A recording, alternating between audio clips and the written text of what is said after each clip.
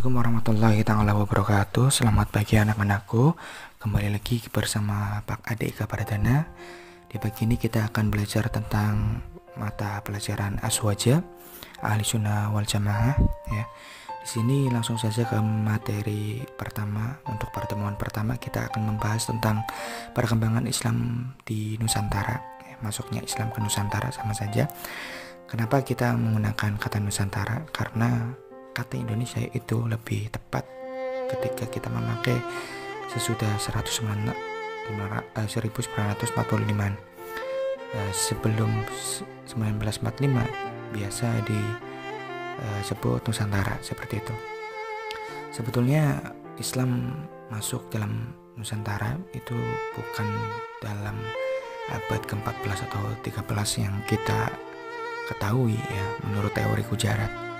Tetapi abad 7 pun sudah ada orang-orang Islam masuk ke dalam Nusantara. Kita tahu dan kita biasa mendengar bahwasanya agama pertama di Indonesia itu Hindu Buddha. Sebetulnya bukan agama pertama, tapi bebarengan Islam pun pada saat abad ke-7 ikut berkembang bersama Hindu maupun Buddha. Nah, cuman abad ke-13 adalah abad penguatan nilai-nilai keislaman. Jadi ibaratnya nenek moyang kita itu ada yang bawa Islam, cuma tahu Islam itu apa, tapi nggak tahu sholat yang benar gimana gitu. Jadi abad ke-13 adalah penguatan nilai-nilai keislaman. Jadi orang yang udah di abad 13 itu menyebarkan agama Islam secara sempurna, yaitu tentang fikih, tentang syariat dan lain-lain sebagainya.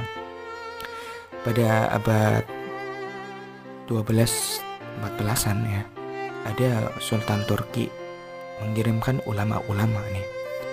Dan ulama-ulama ini bukan ulama sembarangan. Dia bisa ahli dalam bidang sistem dakwah, sistem kehidupan, ilmuwan dan lain-lainnya. Kalau di bahasa Arab tuh biasa disebut dengan wali ya, wali. Jamaknya itu aulia gitu. Jadi di surat Al-Baqarah ya, kita bisa dilihat surat Al-Baqarah ayat 257 posisi sebelah kanan paling atas ya. Coba bisa dilihat, Allahu waliyul ladzina amanu yukhrijuhum minadh dhulumati ilan nur ya, jadi Allah menjadi wali bagi orang-orang beriman. Maksudnya Allah memberikan ilmu, kekuatan dan sebagainya. Nah, yang biasa kita tahu adalah wali yang menyebarkan di Pulau Jawa khususnya, yaitu adalah Wali Songo ya. Wali Songo ya, kadang banyak yang berpendapat itu dari Arab gitu.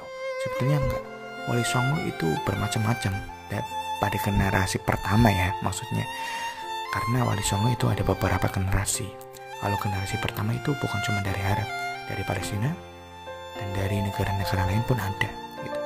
Nah, Wali Songo yang kita tahu yang biasa dipajang tuh di tembok-tembok ya, itu adalah Wali Songo generasi terakhir yang ada Sunan Kalijaga dan lain-lain sebagainya, yang udah ada orang lokalnya gitu. Itu generasi terakhir. Nah, jadi Wali Songo itu ada beberapa generasi, tapi jumlahnya tetap 9. Jadi kalau ada orang yang meninggal satu, wali yang meninggal satu, maka digantikan dengan wali sebelumnya.